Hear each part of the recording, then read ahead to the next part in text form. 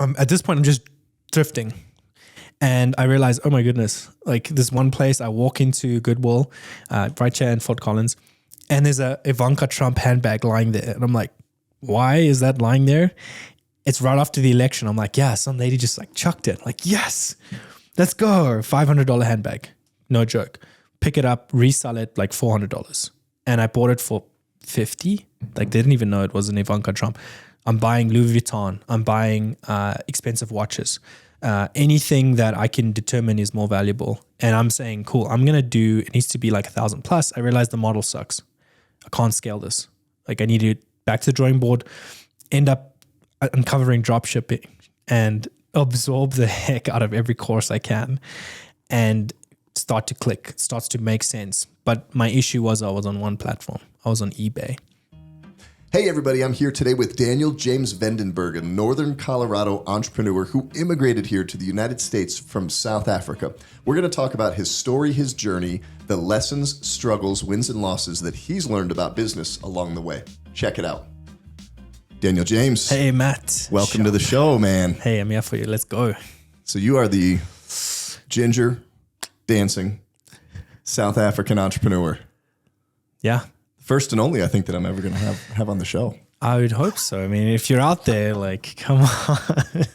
Cramping my style here, guys. We've got to roll. Man, our story goes back to, gosh, we've known each other for 2017. Yeah, 7-8 years, right? Yeah. It feels like. We met through Joel. Yes. Joel Semeka. What's up? Good guy. Wow. Yeah, great friend of both of ours. Your mom was working with him at the college. BMC. Yeah. He's like, hey, you got to meet this guy. He just moved over here. He's getting his business established, getting life established, and then we connected and hit it off, man. Yeah, like, geez, went through training people in your team to do video, and then they kind of exited, and then Joel and them exited from that college, and now this college that they're in now got sold out too, which is kind of cool. Mm-hmm. And it's great, like they're rocking and rolling. But yeah, the story is kind of mind blowing because it was like a very necessary journey, I think, for both of us. And I learned a lot. And you trusted me with things, and it was crazy. It was fun. So you're here, you live in Greeley, you work in Northern Colorado. I know you serve clients with your business all over the country, but you immigrated here from South Africa. Totally. And I learned a couple of new things about some of the food and culture. And didn't I end up you dead tried in the desert biltong somewhere? I picked the wrong thing. You got killed by a witch doctor. I did on your episode. Yeah, on my episode. So I challenge people. We have a lot of fun with it, and that's like the whole purpose. It's just kind of fun. It's cool. Yeah, and I mean, having guests like you on too. People don't see all the behind the scenes and stuff, like Joey's setup and how awesome this is, and the things that are coming up. But there's a sort of likeness from immigrating and travel. So when in the US, like the more you travel, my goodness, the more of an advantage you have. I'm sure you've seen it, but immigrating it's one heck of a process. So big respect for the people who can do it, but the way we did it was pretty simple. So, you have to decide how it's going to work the best. We got lucky in the sense that my mom remarried an American guy. The hardest challenging part was actually making sure we had funds on this side. So you have to qualify like $1,000 in your bank. The government wants to see it. They need to know like you're a legit person and someone will take care of you, because the state doesn't want to take care of you. Okay. When they have to, that's when it's a problem. And so we did that, got our visas approved. Once we were it was easier. So I always teach people this, okay? So from your own country, like mine's a first world country with third world pockets, which South Africa is kind of geared that way. But once you're here, then you can apply through through the United States, get your process rolling, green cards covered. I mean, they literally were handing me a social security so quickly. It was like mind blowing. What year did you guys come over here? That was 2013, December, the year Mandela passed away. Okay. It was crazy. What was the prompting for that? Like, what made you guys decide to leave South Africa, come to America? Why Colorado? Yeah. Tell me about that Truth journey. on the table, man. I'm gonna be super brutal, honest, clear. So my stepfather at the time, we'd been running business executive programs, and that's where I got my skill on interning. Biggest lesson for people, if you can intern, like I was serving tables, chatting to him, watching him do these big events, seeing his dad publish books, like very good Christian author, very respectable. And I was like, I want to be in on that.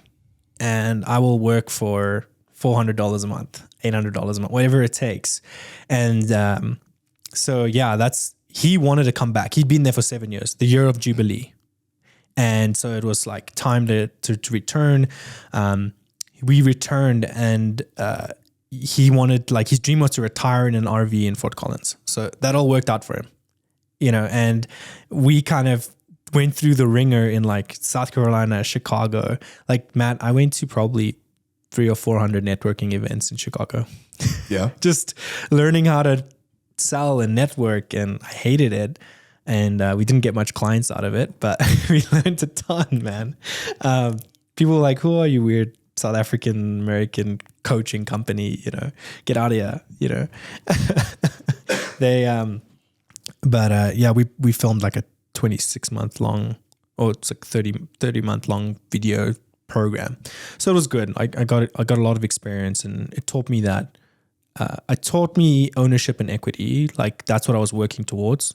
It didn't end up happening, for multiple reasons, but yeah, that's what got us here. I want to say one other thing, like immigration's lawyers can get you like so far, but there was a friend of mine who started a travel company, which he's a genius, and you'll never know his name because he'll never come out. But during COVID, this thing got shut down. But what was incredible was he saw the opportunity. He came traveling, working in the whatever, the resort or the whatever it may be. And this is good for Americans too. He was like, I'm an entrepreneur. I'm going to make a business. I'm going to get all these guys to pay me to consult them. And I'm also going to place them in jobs. So you can get placed. So a hack you can do is, if you get placed enough and you've been here for 5 years, usually the farmers do this. Now you're qualified for green card. Okay. That is your goal. Qualified for green card, then you can, green card and citizenship kind of play hand in hand, where, you can get, once that's more, and 5 more years, you can apply for citizenship on your own. And that's the legal way to do it. Or you can do what one of my other friends does, and every 10 years he renews his 10-year visa, and he's basically a nomad citizen. So he doesn't want to be a US citizen, but he gets to stay here and gets the benefits of, except for being like, one of the things my wife and I, she was like, babe, you could get deported for that. I'm like, what the frick? We can't like do that. I can't, like, as a South African, I would like walk into the car and sit in the passenger seat with my beverage, and she'd be like, babe, that's illegal in the States. I'm like, what? We can't, like, passengers? You can't do that here. Yeah. I can't like smoke a cigar over here. Like, what in the world is happening? Like, I can't pee in a bush. I'll get like the offender, Yeah. I'm not going to say the other word because algorithm, Yeah. They're listening. So you come over here and you're still working with your stepfather's company. When did you decide to kind of spread your wings, per se, and launch your media company? Goodness gracious. This is right about when you and I met. Yeah. So this was like a total, I will say, a godsend. At this point, all respects to my stepfather. He was a great father figure, but there were some downfalls. I call it like the Jonah moment, when you've gone so far off to the dark side, like Darth Vader, and it's like not working out, right? So a couple of things happened there. But before that was happening, I just got tired of making $800 a month for the last 5 years, right? And I got all my things paid, so I'm grateful. Like, I got my housing and all that stuff, and I needed that. I started doing eBay, and garage sales don't exist in a third world country. Like, they would steal everything. Like, drive-throughs don't exist in a third world. Could you just run there and grab the bag and be like, thanks, man, bye? So I'm seeing this. I'm like, dude, Americans are leaving money on the table. Like, they have so much stuff. Like, I was mind blown. Okay, so the first time I did this, I grabbed my skateboard, and the closest garage sale was like, I think it was like 5 or 10 miles away. And I'm like, I'm going to make it to the garage sale. So I skate, I'm exhausted. I get there, I'm like, cool, I I can buy this and that. And I come back and I think I made like $1,000 or $1,500 like in a 2-week period. And I was like, what am I doing with my life? Like, I'm just a churn and burn monkey or a churn and burn machine for this entity. And I took a gamble of like, either this is gonna just do well with what was happening with the stepfather's company, or I need to get out and I need to do what we're doing, but for more people. And so, typical entrepreneur, like I can do a design company and I can do eBay and I can do this and like, let's go. And so I'm doing both businesses. And right around that time, I meet my wife like a year later. I meet you and I start to learn the American culture.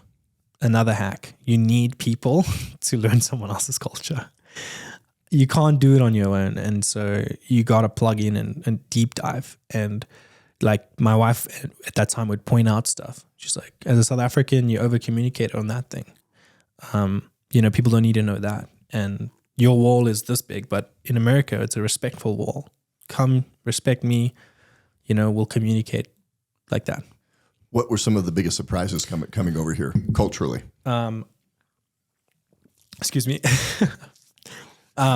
Treated like kings in this setup. I love it, guys. This is the podcast to watch, I'm telling you.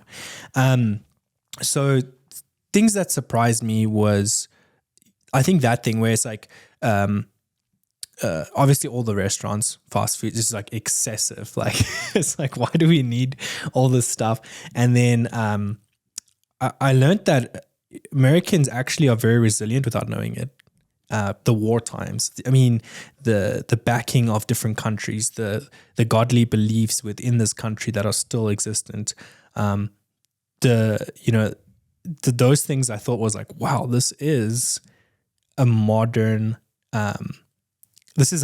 like Rome or Babylon or whatever that we hear about, but it's phenomenal. Just that whole principle. I also noticed that,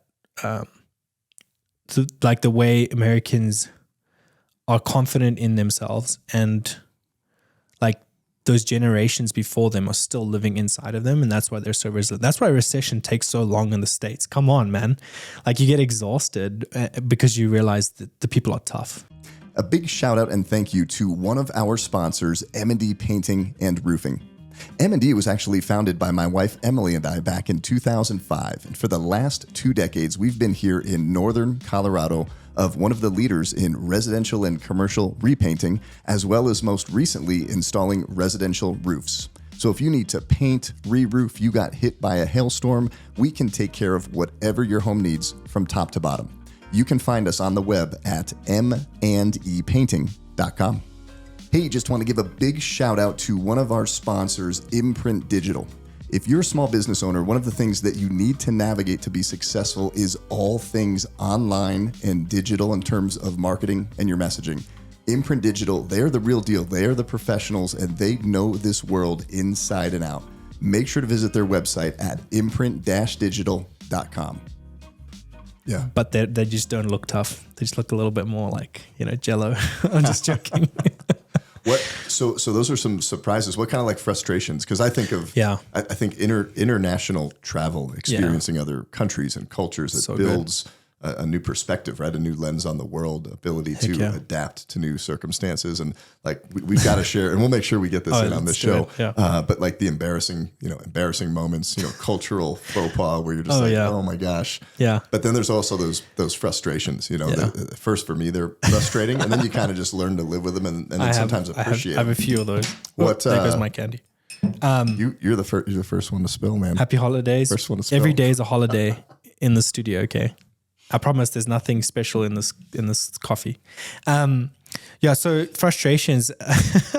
I need to go back to like a story that I remember in South Carolina. So we're in the South, and you're in the South, man. Like we're in Anderson, Anderson, South Carolina, and we're driving around, and there's engines hanging from trees, and these guys show up to work on like our grandparents' house, and they come at like 10 o'clock. I kid you not. They're like, time to come work. And they're like, okay, geez, bro.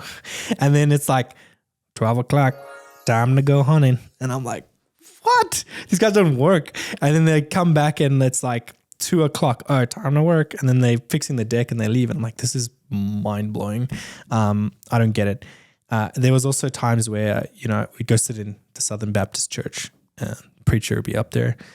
And I was trying to understand Southern business back then too. Mm-hmm. It just couldn't click. I could, for the life of me, I couldn't understand how these people make money. But the Baptist preacher would be up there and he'd be like, amen, amen. I'm like, whoa, like what is happening in here? This is like a cult. And then this one time I sat next to someone and they're pretty attractive. And I was like, oh, cool. Like I'll spark up a conversation. Trust me, accents only last for like 5 minutes. And then it's like, who are you really? And she starts talking and it's like, whatever you're I'm like, what happened to you? It's like, I don't understand you. So that communication barrier sometimes can be challenging and frustrating. So yeah. And South Africans are way too empathetic. So you don't get any of that from Americans. So just be warned. Not at all. You don't get a lot of that. I mean, if you find some people, personality types, that stuff can happen. So then you guys first touched down South Carolina and you bounced around to a couple other states, right? Before you ended up here in Colorado. Traveled quite a bit. I love that about the US. So, Tennessee, and we got to drive through different states. I got to see like what it's like to try and bring a whole family over. A lot of sacrifices. Yeah. I have an Albanian friend who has a car dealership, Highline Motors. Good friend of mine, good client. And he was really smart on how he did it business-wise. Went into wholesale cars and was able to work super hard, but left the partying behind because he realized like he can't do this. Found himself an Albanian wife. And the biggest hack I've taken from him is he brought his grandmother over to watch the kiddos, and it's community. That's the other frustration. Like we have a word in South Africa called Ubuntu. And so to help people understand, I'm like I'm a white South African minority in my country. And then you have African people, African tribes. And then you have Dutch, Afrikaans, which is part of my family. And then you have Portuguese, and then Chinese and Indian. And it's like New York, but the majority is African. It's amazing. Like it's a kingdom. There's kingdoms in our kingdom, and that's the hierarchy. So I'm going from minority to majority in the States. I'm seeing the minority complain in the States, and I'm like, whoa, this is exactly like South Africa, but it's the other way around. Mind bending, right? And then like that community, what would happen is English people would intermingle, and we'd have, I can speak Swati, so I would like converse with my fellow African friends, like, Sabona Hunjani, Dumalang, which is like, hi, how are you? How are you doing? And my dad is very fluent. Like he'll have a full blown conversation, and they had time for you. They spend time, you miss that. Like when you travel like that and you're sitting there, imagine how much more we could invest each other if we had more time. Like instead of like a $50,000 deal, let's do $100,000 because I like your family, because I like your morals, your culture, your value. I know this is going to be a 10-year thing. And so it's a different level of trust that you miss out on. But America's not all doom and gloom, okay, guys? You guys have it really good. So Matt, it's good, yeah. It is. Talk about your business journey. So talk about those the initial days of founding the business and starting the business. Yeah. So the really cool thing, and I think you experienced this too, getting to 100K is really not that hard in the US. And then surprise, 100K in my country, you're a millionaire. Are you talking top line or bottom line net profit? Let's just say top line for fun. Okay. You're a millionaire in South Africa at that point. Gross revenues, you sell the company you 10 million, you're kind of like in that range. You hit $1 million, then you're like 100, 200 million in South Africa. So you can buy, like property can still go though. Like there's, like on the Monopoly board, you have Clifton and You have those are like the blue properties. Those still sound the same value in Cape Town. Like if and I'll get to my story, but if you want a travel guide for South Africa, watch Mr. Beast's video on the top like 5 things bucket list. He goes down there and does it. I had a friend who just followed his bucket list. But yeah, plug into the locals for sure. So my business journey, we're running the e-commerce. So I'm learning a ton. Excuse me. At this point, I'm just thrifting. And I realized, oh my goodness, like this one place I walk into Goodwill, right here in Fort Collins, and there's a Ivanka Trump handbag lying there. And I'm like, why is that lying there? It's right after the election. I'm like, yeah, some lady just like chucked it. Like, yes, let's go. $500 handbag. No joke. Pick it up, resell it like $400. And I bought it for $50. Like they didn't even know it was an Ivanka Trump. I'm buying Louis Vuitton. I'm buying expensive watches. Anything that I can determine is more valuable. And I'm saying, cool, I'm going to do, it needs to be like 1,000 plus. I realize the model sucks. I can't scale this. Like I need to back to the drawing board, end up uncovering dropshipping and absorb the heck out of every course I can and start to click. It starts to make sense. But my issue was I was on one platform. I was on eBay. So right around 2019, I'm also doing web design for real estate companies. I'm doing some work for you. I'm getting my feet wet and discovering that I'm really good under real estate, car dealerships, because my wife's family's kind of involved in that. And then manufacturing and industrial, American made, baby. I love my industrial and American industries. Like doing the fancy industries are awesome, sure. But man, isn't it good to do the original hard work and labor that will never die with inflation if it came to it, right? Everyone's going to buy a car. Everyone's going to buy a house. So you know this. Anyway, so my web company's lagging at this point, and I'm like, what the heck is going on? Like friends and family, right? It doesn't last very long. So I branch out. I start networking like a madman, doing my 200 events, and you start seeing me in other places and trying to negate that imposter syndrome and try the online marketing. And really just the referral stuff starts to work. I hit my first... Together with the 2 companies, I hit my first 100K. And I'm like, wow, this is cool. My wife sees I'm working a ton and she's like, this is not sustainable. And this seems like a pattern in my story, maybe in yours too, where God is like, oh, here it comes, buddy. You got to choose one and I'm going to take it away from you. And so he takes the e-commerce away, the most scalable one. How so? How did he take it away? So I figured out a method. So I was following this trajectory where I figured out a method how to auto upload listings. So you talk about 100, 200 a day, maybe 1,000 a day. Okay. The more you have, the more people see your catalog and the more they could buy from you. And then my suppliers were pretty well organized. So I'm ramping up for 2019 Christmas, man. The heyday, the madness for reselling. And all of a sudden, I'm selling like a madman during Halloween. And one of my suppliers changes his policy. eBay changes their policy where it has to come from your warehouse. Oh, snap. Like all the drop shippers. Your entire business model is gone. Gone. And I'm on one platform. I was about to get on Amazon and I was just like a month away. And boom, wiped. And I mean, that month I remember we were grossing, we were past like the 10K mark. We were just not I was like, this is going to be a $30,000 month, like legit. Push to Christmas. I'm doing tons of refunds at this point. Like they're blocking all of my shipments too. And I'm just like losing my hair on compliance.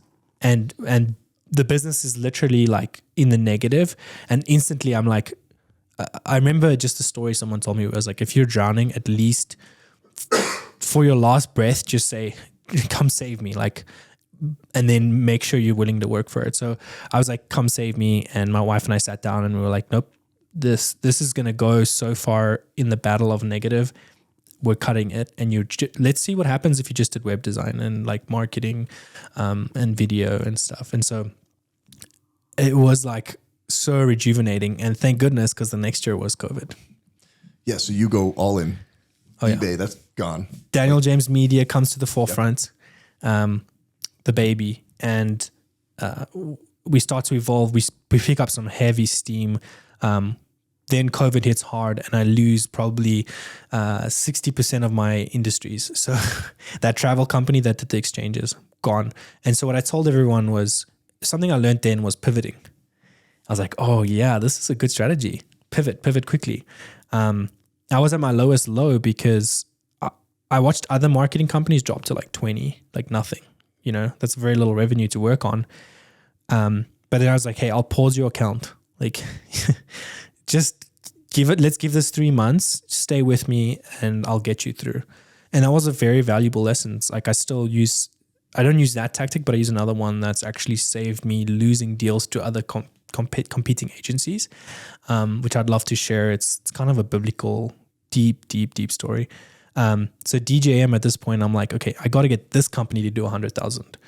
And that was way harder than e-commerce. So I think I was just learning e-commerce for a reason of serving clients in the future. But the biblical story actually, it relates to you too. So I'd love to hear your experience of this because so I'm desperate. It's June of 2020, the lowest low for me. I have very little clients coming in.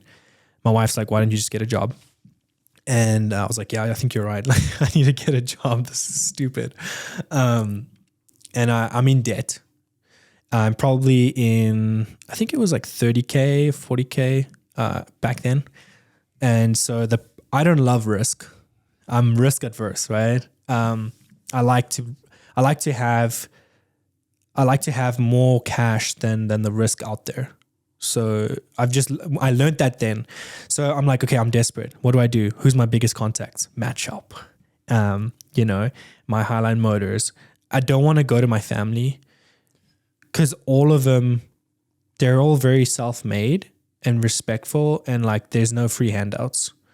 It's really amazing to watch some of them, and they're very respectful to each other, and I'm like amazed at that. And so I've just seen this respect in our family gatherings of like, we can all figure it out. We can't ask for help, but we can all make it through tough times. So, but anyway, what's your experience? Because during COVID, what's happening in your business? Because I don't know. Like I'm going to go ask Matt for a job. Like this is the next step. Well, and I remember sitting here in the building because we had just purchased a building. So yeah, leading into COVID for us, we come off of a killer 2019, right? And all the businesses and the painting, and we weren't doing roofing at that point. So I had a great year painting, great year in real estate. We had our first year launching the gym, and we consolidated into this building, like where we're sitting right here. So we close on this building end of January of 2020. Yeah. We get the construction company in here. The studio where we're sitting, like this was all torn up floor to ceiling. Wow. So they could expand the gym downstairs and then rebuild brilliant everything strategy. up. So, bringing two business together. Yeah, they ripped this place apart. So good. And then the construction company doing the job, the superintendent leaves on a Tuesday. Get a call the next day that he didn't come back to work. Wow. He ended up committing suicide. Don't know the entire story to it. He just mentally couldn't take it. And then we got Poor guy. shut down. Like all the businesses got shut down. So we literally put our life and business savings into this building. Yeah. We don't know what's going to happen. And then we're hearing, it's still February, we're hearing about I'm seeing the coronavirus memes and it's all funny at that point. I go, what is this? I wasn't paying attention to it. And then end of February, beginning of March, we're torn up, building renos on pause. Heck yeah. But it's just business. Don't take your life, guys. It's a selfish endeavor. You can make it through, right, Matt? Like what's the worst? Like what's the worst? Like I can go bankrupt.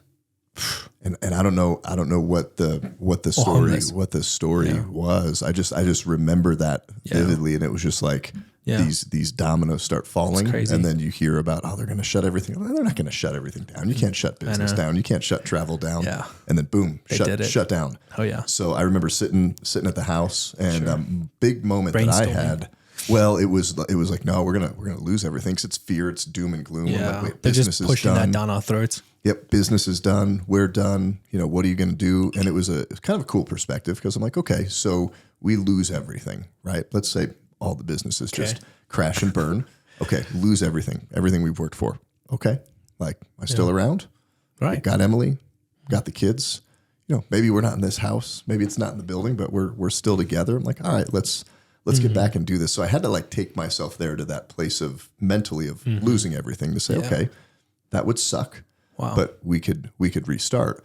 It's the inverse. It's the inverse. The one really is was. The one is you take yourself there first. The other one is it takes you there. That you let them take you there, and don't let the enemy do that to you.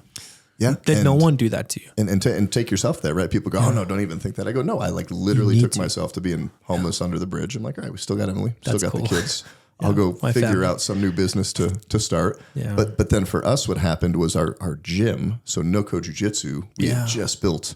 I mean, we spent the previous year building like an amazing gym, great student base, doing really cool things. And then, hey, we can't train.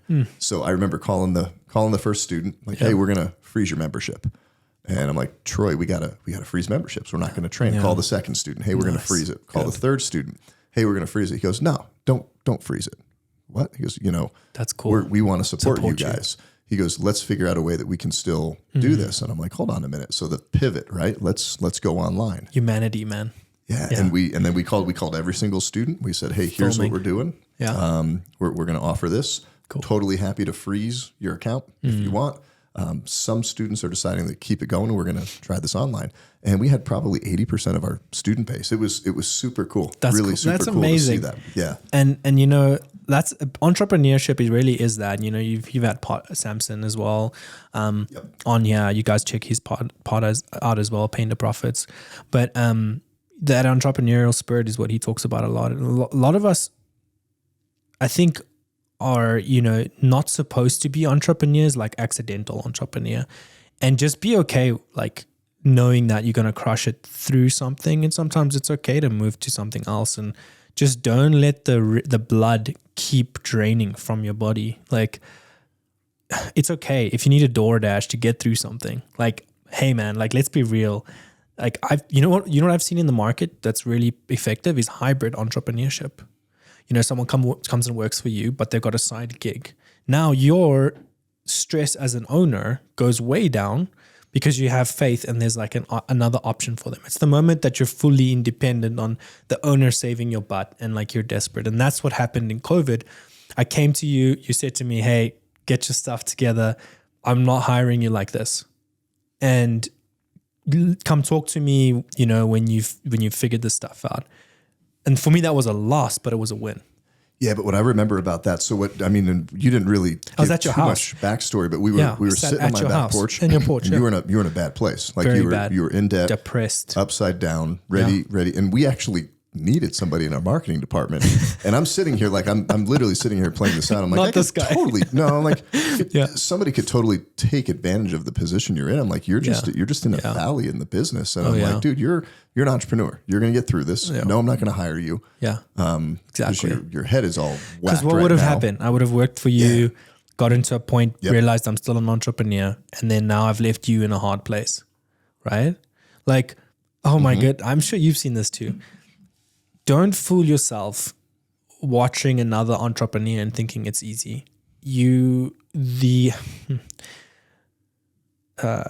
Entrepreneurship can be the life-draining, soul-sucking thing that you thought was amazing, but it's not. It's like, it's hidden in disguise. And okay, if you like to fight, go into entrepreneurship. If you like a bloody nose and you want to just have like very little people on your side, then do it. So flip side from that story, the redemption part of it was we quickly figured out some new tactics to get clients. And that's your bread and butter is like the sales side. So we did a couple of things. I brought a grant writer on board and we realized that we could get 20% of our revenue from grants because I'm an immigrant and because we do a lot of stuff for the community, or we try to. And so that worked really well. Then I realized the educational piece, the podcasting. Yeah. We went into the season where we had this thing called Greeley Station. We just like show up at business and say, what are you doing for COVID? Oh, let's do this workout. And that didn't work. But then the podcasts kind of just taught me more about partnerships. And then from there, we got a few big accounts, and I was like, yes, Dave Ramsey moment. Pay off all my debt. And it felt so good. Like, because I watched my parents grow up and struggle paycheck to paycheck. You know, dad couldn't hold the job down. It was rough. Like, we grew up, like, I remember putting tomato sauce on my bread just to have something on my toast. It was brutal. Like, people would show up for Christmas. Like, we were that family, you know? And obviously I relate to Tony Robbins and all that stuff. But even spice, I would throw spice on my bread. I'm like, oh, it tastes good. Or like rub the edge of the bowl that's left of the sauce. But my mom and dad, they did everything, and you know, they grew us up with good morals. They'll always take that with me. My dad always said, you respect women, you do this. You know, he spoke out of his heart, and my dad's like the most loving dude ever. But so yeah, we pivot like that. Then we pivot really hard with collaboration and partnerships. We find vendors actually bring us a lot of our revenue. So we pour into the vendors, we do gifts, we send out postcards. You know, I'd send the t-shirts to you guys, and then I'd survey the customers, and customers would tell us, this is what I want, this is what I don't want. So do this. So they said more events, and they said, we want to see merchandise, gift stuff. So I did that, and that worked well. And then I was very, very cautious with the like open cards, like the EIDLs and all that stuff. I was like, I don't want to touch that. That's probably better for other people to use during 2020. And so I didn't. And then in 2021, I was like, okay, well, we need this for these employees, so let's just do one of them. So I did one of them, and they didn't have like criteria on how we use it. So I was like, cool, company debts as well. So it was like all these things were starting to come together. But if you watch the process, and in sales, it's like 3, 4, 5 deals a month, and then it's like, oh no, it's down. And I learned this little hack. I was like, okay, based on what like my stepfather mentor told me, let me put a 3% incentive behind every deal I do, and I'll do something nice. And you don't want to go too high because you don't want to over gratify yourself. So I was like, I'll make it like 3%. So like, cool, like this month it's a really big deal. Let's go buy a shotgun for skeet shooting, or let's go get a small cigar. And so unfortunately, my personality type, you know this, I sometimes am incentivized by those silly things where like my wife wants to go on a trip or like have a lunch together, spend time, you know, get deep. But remember, like if you don't reward yourself as an entrepreneur, no one's going to. Yeah. No one. I'm telling you, no one's going to save you at all. So that little trick kind of moved my needle, and I still use it to this day. And I have the roller coaster of the emotions as a business owner. And that's really helped. But yeah, this last year, the moral of the story and like the theme of these last 2 years was actually hiring dilemmas. And we could talk a little bit about that if you want. And some of the third world mentality I had to break to where we're at now, which I feel so blessed and feel so thankful as an owner that I have a higher power and like the Lord to listen to when I can't make an effing decision. Because there's no effing decision to make, right? So you guys sometimes feel that. If your life or business are cluttered up with junk right now, then you've got to reach out to one of our sponsors, Hulk Addicts Hauling. Hulk Addicts can come out to your home or business to do anything from removing junk to appliances. Maybe you're demoing or doing construction on a property and you need it cleared out. Maybe you need a big dumpster dropped off that they can roll off later. Make sure to check them out at hulkaddictsjunk.com. They are serving all of Northern Colorado as well as up and down the Front Range. Hey, if you're a business owner and you need to do some renovation in your space or possibly build a building from the ground up, you have to connect with one of our sponsors, Mendel Construction. Mendel Construction is a commercial construction company that's been around since 1997, serving all of Colorado. They can do a small tenant finish all the way up to ground up construction of a new building for your business. Check them out at mendelandcompany.com. That's MENDEL and company.com. If you're a Christian small business owner and you live in Northern Colorado, you have to check out one of our sponsors, the Foundry Advisory. The Foundry is a Christian executive peer advising group that connects other business owners in the community to help you focus on your faith, your life, your leadership, and your business. Make sure to check them out at thefoundryadvisory.com. So you mentioned something just a couple minutes back is you started sharing some of these lessons as an entrepreneur, right? So we're in an Instagram culture, right? You see the 60-second reel, everything looks sexy, everything looks great, making millions of dollars. But like what are some of the lessons you've learned as an entrepreneur that people need to know before they jump into business? Okay. Yeah. Sounds sexy from the outside. Yeah. But hey, you don't realize like these 3 things that are really going to suck or that you just don't know right now. Not everyone's going to be your friend. You're going to make as much as you don't want it. And I've always been a big believer in collabing and being there for other people. You will make enemies. Okay. Learn that and sometimes enemies aren't a bad thing. It's a motivating aspect. You can use that as a motivation for yourself. You can play the Trojan horse. I have like a few strategies, like Trojan horse strategy, the carrot in front of the donkey strategy, like I talked about earlier, incentivizing yourself. Forget about your competitors, okay? Like at the end of the day, your clients matter, and that's going to drive you forward and just do a better job. Like I had to battle like 5, 6, 7 different real estate accounts almost being sold from under me at a $50 a month web maintenance service, which like we do like accessibility on websites with tax credits on websites, like different AI stuff. And we're like, we can't service you at that amount. But I learned I can't just say no to the client. I got to save them, and I got to come in and like push the competitor out, and that's okay. Because otherwise they go, what do? They go to the next account and the next account. And no, like they're a company out of another state. Like I'm local. Like, so you fight for yourself because you have to. That's some things I wish I'd known. Because working for someone would be so much easier. You could take, let me give you a good example. Take 200,000 or 300,000. If you can work up to a C-suite level job or like 150K, if you just saved 8,000 a year for 10 years, that's $1 million because it's 100,000 a year, and that's times 10. So you're a millionaire. Okay, that's the slow, long, easy route. But as someone who's employed, you can be a millionaire. Just remember that, okay? It's about how smart you are with your finances. So I wish I had known that. And then lastly, I think it's the idea thing. Not every idea is going to blow up. So understand that, okay, if you're going to pump out 2 or 3, be willing for all of them to fail. This last year we did an AI workshop, which was super fun at the new library downtown Greeley, and it was great. We had 50 people. We broke even. We didn't make profit.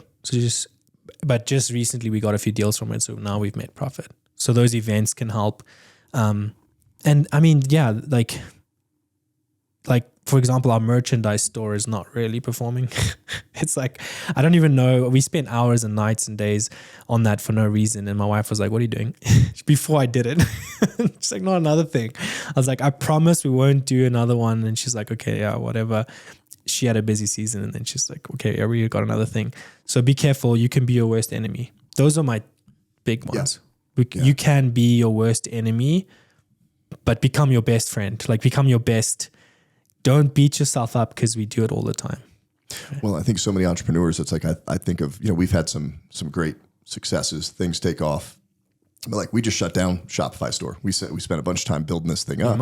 It's like there's no return on it. Nobody's going to it. Like we've got to stop that. It's taking up bandwidth, taking up attention. And for me, feels like a failure. Well, we invested time, money, killing a baby, energy. Yeah. But it's like, well, what is that? What is that baby doing to the other things that should be and could be and are growing? Yeah. So now you've got some, or had some, always have, like just hiring struggles, right? So you start bringing people into your business. How did that look the first time? What were some struggles you had with that? And then what's some good advice for new entrepreneurs? Yeah. When they bring that first person on. You won't believe the reason why too, Matt. Like the spinoff was, we do end of year promos, and I love it, and I have so much fun with it, and find what can work for this client. And it's not really, it's like it takes money off the top line.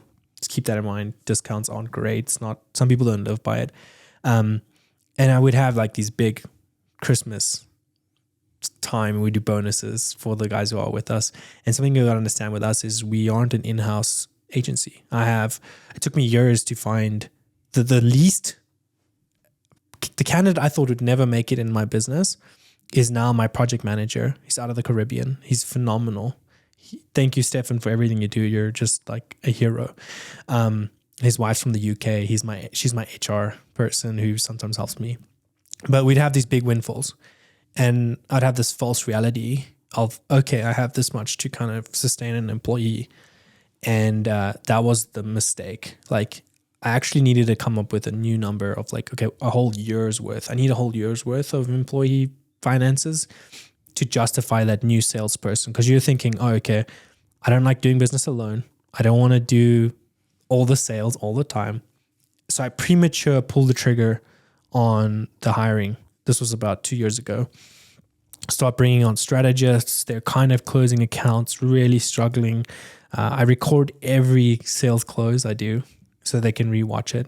I record all the how to call people, I do everything that they need. And I'm like spoon feeding these people. They're learning a lot. They're taking revenue out of the business. We're running in negatives again. And I'm going into debt, and it's like, this is not working. And so we end up with no more extra employees except for the underdog, Stefan, who came out on top. I mean, if you looked at his aptitude scores, you would think like there's no way he's going to make it in the sales or project role. And we lost like our key project person, so we put him in there. Perfect fit. And I was like, dude, you scored for a salesperson. Like, this doesn't make any sense to me. And so he's been a joy to work with. And then partnerships and stuff. You can accomplish a lot more with partners and vendors than you can if you're not ready for employees. Like, you see these solo entrepreneur companies, and they do it without that. And a little bit of work's not going to kill you, you know. And my mindset on scaling businesses has shifted so much from people. But people are really crucial if you're able to do it. And you have the capital and you have the tenacity and all that. I think I'll get there at a point, but so we do that again. I fail my same mistake the next time. Big Christmas. Oh, look, this candidate, like, she's been crushing sales. Like, this is it. Like, she's going to be, these few people are going to be the reason I'll move forward. One thing we did do that was fun was we brought on interns, and we called it the intern games. Like, 3 of them, only 1 will be left. And how did that go? That was epic. Did you like having the interns? Oh, it was so fun. We still paid him. This is good. And the one just dropped right away, and the other one was like figuring it out. And then there was like the superstar, and I mean, she was building we were testing website flips, like if you can flip stuff and how's that done. The didn't work out exactly, but she got a job at like JBS, and then she's kind of pursuing her career. So it's kind of cool. Like, you move him through, and then you graduate him to like, okay, now you need to go do this somewhere else. So that was good. And then now where we're at today, I thankfully all the employees found better opportunities, and I was able to hey, thank you so much. You did bring on these accounts. You've been amazing. I loved everything you did for us. And now it's back to the lean team, and we have a vetted list of partners and freelancers. So we spend quite a long time just saying, okay, like this guy over here, this person, we use like people per hour. We use freelancer.com, Upwork, Fiverr, and Stefan and I are constantly, and not everyone wants this, because to get these people to do things is like pulling teeth. I've even tried to bring them into the company structure, and they want to be paid per hour. They want to do the gig, do the job, and then next one. And so I don't have this close to home. Like, I can't call a conference call and say, okay, let's everyone, do this. But Stefan and I can, and we can deploy like little army soldiers into the areas that make sense, and we pay them right, and the profits are there. And we went into like an S corp structure now, so we don't really pay too much on the profits, but we pay more on like the salaries that Stefan and I take. It's a lot more headache, but we end up with a little bit more revenue. Yeah. So, but I would love to hear your perspective on hiring. I'm still, I would say, getting my feet wet, and I'll take a break until I hit a revenue goal and I can go really into it. Yeah, it's interesting you mentioned that because it's always that, which one, it's like chicken and an egg, right? Like which one comes first? Well, I need the money or at least a certain runway of money to hire the person that the business needs because the business needs that, right? So like we're hiring a new marketing director right now. So it's like, okay, do we have that entire year's bandwidth? Well, maybe not, but whether you do or not, that person's going to produce something. So I think for us, there's always that faith gap that you have to bridge, right? Like if you wait till the business has enough money to hire the person to do the thing to bring the business money, it's like, well, just you gotta take a leap, right? One thing I've been bad with over the years too is just creating really good, solid structure KPIs, like what constitutes success for this person. Yeah, go out, show them what that looks like. From a sales standpoint, I know we talked about this when you were bringing in a salesperson. It's like if you don't have a sales model that's proven that you can show them, you've got nothing to show them. And a year's worth, right? Or 6 months worth. Here's what this takes. Here's what you do. Here's my track record here, or somebody else in the company's track record. Yeah. So having that to duplicate, but somebody's got to do it. And you got to expect like 60% of what you're capable of. Like you and I, we'll crank whatever we want out, right? Sometimes I think I've got like my sales team here at M&E, like they'll outsell me. I mean, they don't want me coming out anymore to the that jobs happens to look over at time. them. How quick did that take for that to happen with you? It took a while, but my gifting and my love and my passion in business is sales and marketing. So I hate painting. So it was easy to bring painters on. I'm like, I'm not good at it. I don't really know how to do it. So you guys figure it out. Rock and roll. I hate managing the jobs, like the project management. So that was the next layer that I brought in, the project management.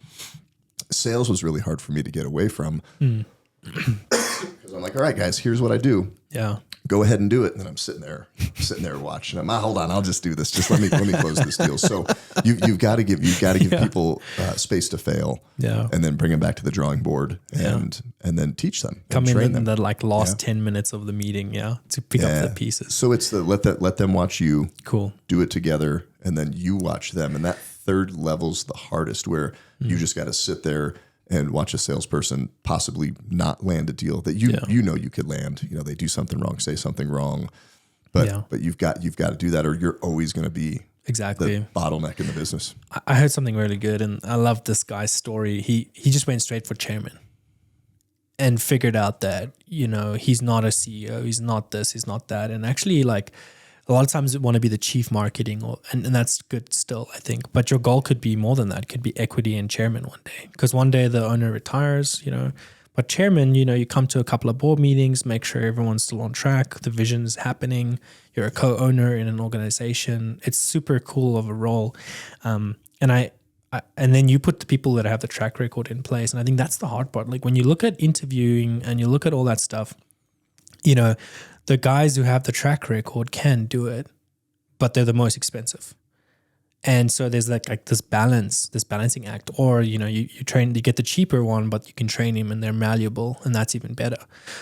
Or could go either way. Like my wife's company, they're an insurance agency, but this big conglomerate called Integrity Marketing came and bought up like 500 of them. And now they're like the biggest. Yeah. And then they take like a level B stock with Integrity, and the guy who did the public launches for like Airbnb, like he's geared up with their B-level stock to help them do the same thing. So it's like, I think the higher levels you get to that, you realize, wow, there's track records of people who they launched an Airbnb public IPO, and we don't know that they're out there, or we could develop a relationship. So. But anyways, have you ever had like really intense, I won't say enemies, but just situations that you've had to navigate? Yeah. I have like a story that this year, that was the theme of it, but I'm just curious. It's funny. So the painting business and the trades contracting haven't really had. Well, no, we did have it. We did have it with roofing too. So the painting, roofing, home services industry, it kind of gets the stereotype of it's like, the drunk guy in a truck, the drug addicts, people get out of jail, and there's a certain degree of truthfulness to that. But I remember first days getting into painting. Like I'm not a painter trying to run a business. I'm a business owner, entrepreneur who happens to paint. That's always how I've viewed things. I'm like, all right, we're in Fort Collins, Colorado, 2005. Yeah. There's there's plenty of houses to paint. Like, I don't want to paint them all. I can't paint them all. Neither can anybody. So I'm going to go out and do my thing. And I'm knocking on doors and really getting the business started. And then I'd go to the paint store. And I mean, guys would literally try to fight you in the parking lot, or they'd roll up on a job site. So yeah, we've had, we've had other companies and people, they threaten you, or they'll come up. One thing we've got is, we've got a sign spinner up in Fort Collins, and this was very recently. Another painter here in town, and we'll just say that look at my track record, look at his track record. Anybody he ever connects with in life, he threatens to murder and kill them and their whole family. Like, that's the just struggling. What's going on with this guy? Yeah, he's crazy. Yeah, and he goes up to the sign spinner and says, "This is my corner," and he starts harassing Corey, who's like the coolest dude ever. Nice guy. And Corey happens to get a photo of him, and I'm like, I know this guy, right? So I just kind of banked that, run into him, a couple of months later. And oh, hey man, how you doing, buddy? And I'm just sitting here the whole time, like, you did you go up and threaten my guy, Corey?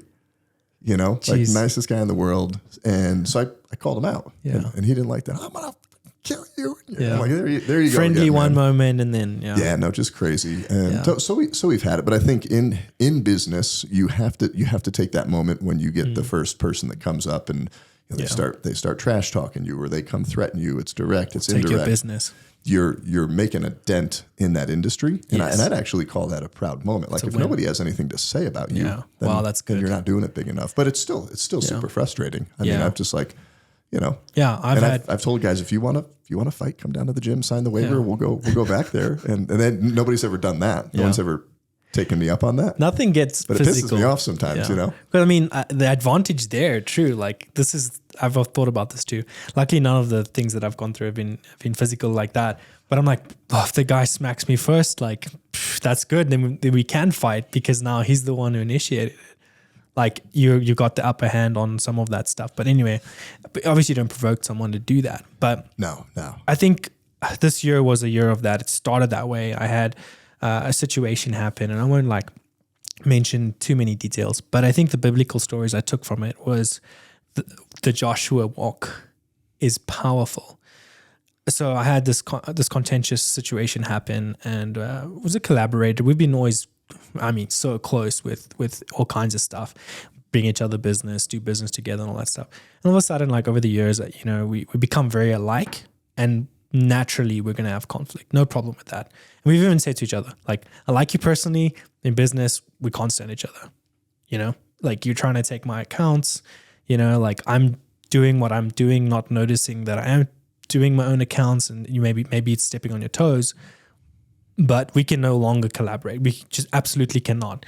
And so they got to that point first before me, and I was like, oh no. Like, my wife's like, no, you guys need to move forward. I was like, no, I can make this. We can keep this long. Long story short, like, I'm almost getting forced out of my space, because we're in a very similar space, and it's like, it's getting really bad. And the blessing was they showed all they pulled out all stops. They were like, threw me under the bus, showed all the problems in my business and how I'm not compliant, all this and that and this. And I was like, oh, this is cool. Like, and I'm just kind of coming across, and I'm like, you know what? You don't want to be my enemy, because I'm going to be very fierce and ferocious. I will go to every length, but I don't need to afflict you. If that makes sense. Like, I have my God, like, God is strong enough behind what I'm doing that you don't want to mess with what I have going over here. Yeah. And a really good story is the Joshua walk. So I walked around my space 7 times, prayed, fasted, meditated, allowed the Lord to take the situation, because I just couldn't anymore. And so then he did. And at the end of the day, they went their way, and I got peace, and then we're good. And they're doing their thing. I'm happy for you guys. Keep crushing it. Keep your enemies close, because we're people, we're humans, right? Yeah. Sometimes the spiritual is what comes against us. Like, another story is Esther, Mordecai, Xerxes, and Haman. Okay, brilliant story.